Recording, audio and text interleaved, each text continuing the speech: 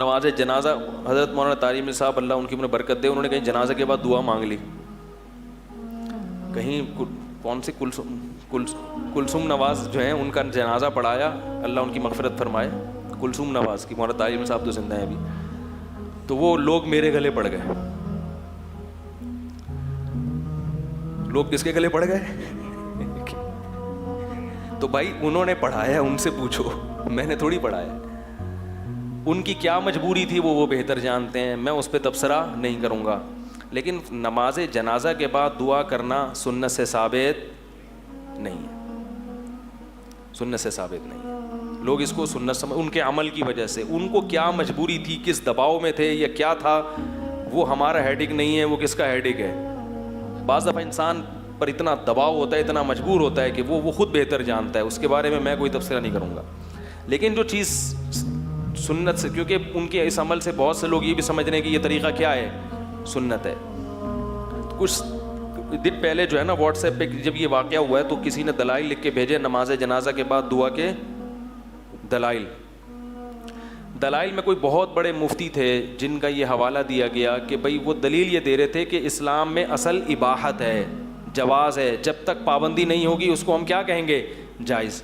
تو نماز جنازہ کے بعد دعا پر چونکہ شریعت میں کوئی پابندی نہیں ہے, لہذا ہم اس کو کیا کہیں گے, جائز. تو یاد رکھو نبی صلی اللہ علیہ وسلم نے فجر کی نماز میں کتنی رکعتیں پڑھی ہیں, 2 فرض پڑھے ہیں. تیسری سے منع کرنا کسی بھی حدیث سے ثابت, بولو بھائی, نہیں. آپ کہہ سکتے ہیں ایک دفعہ آپ نے عصر میں اضافی رکعت پڑھائی تھی تو سردہ سہو کیا تھا, اس سے پتہ چلتا ہے کہ 1 رکعت زیادہ ہوگی تو کیا ہوگا, یہ غلط ہے.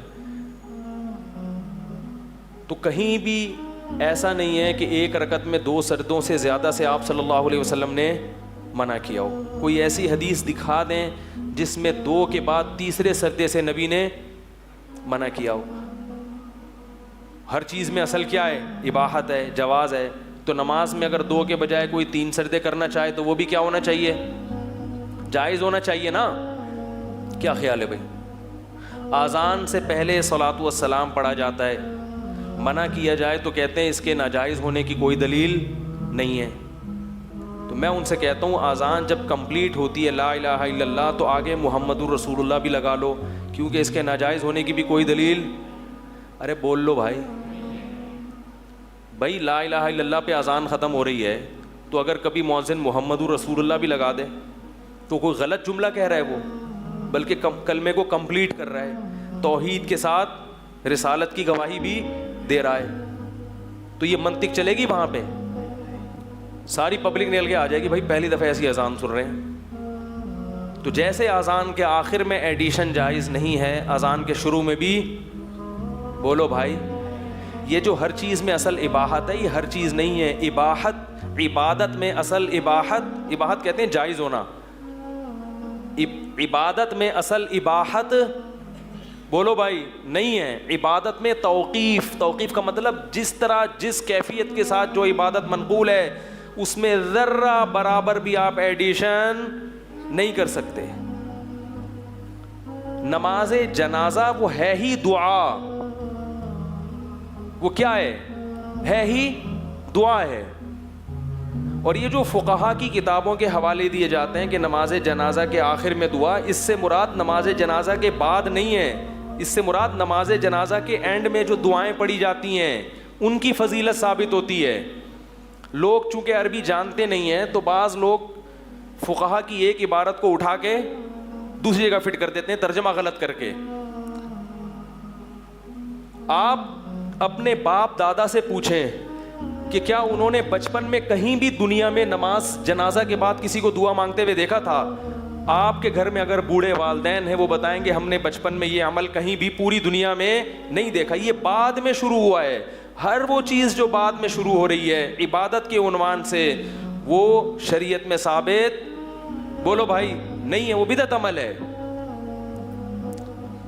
تو اللہ نے قرآن میں فرمایا وسعى لها سعيها, وہ کوشش کرے, وہ والی کوشش جو آخرت کی کوشش ہے. پتہ چلا ہر کوشش آخرت کی نہیں ہوتی, کچھ کوششیں اچھی تو ہوتی ہیں مگر آخرت کی نہیں ہوتی. وہ اگر آپ ان کوششوں میں لگ گئے تو آپ کا عمل برباد ہوگا. اور قرآن کہہ رہا ہے الذین ضل سعیہم فی الحیات الدنیا وہم یحسبون انہم یحسنون صنعا. فرمایا کچھ لوگ ایسے ہیں جن کی کوششیں دنیا میں ضائع ہو جائیں گی جبکہ وہ یہ سمجھ رہے ہوں گے کہ ہم اچھی کوشش کر رہے ہیں. کتنی واضح آیت ہے. وہ خود یہ سمجھتے ہوں گے کہ ہماری کوشش ہمیں کہاں لے کے جا رہی ہے؟ جنت میں. ہم نبی کی عشق میں کر رہے ہیں, ہم حضرت حسین کے عشق میں کر رہے ہیں. لیکن اللہ فرماتے ہیں ایسے بہت سے لوگوں کی کوششیں دنیا میں ضائع ہو رہی ہیں کیونکہ یہ کوشش کا وہ طریقہ ہے نہ جنا اللہ نے بتایا, نہ اللہ کے رسول نے بتایا, نہ اہل بیت نے بتایا. یہ وہ طریقہ ہے ہی نہیں. اور آخر میں فرمایا وَسَعَى لَهَا سَعْيَهَا وَهُوَ مُؤْمِن. ایمان بھی ہو, توحید پرست انسان ہو, عقیدہ صحیح ہو اس کا, یہ تمام شرطیں پائی جائیں گی. فَأُولَٰئِكَ كَانَ سَعْيُهُمْ مَشْكُورًا. فرمایا یہ وہ لوگ ہیں جن کی کوشش کو میں نہ صرف یہ کہ قبول کروں گا بلکہ اس کوشش کا کئی گنا بڑھا کر ان کو اجر دوں گا.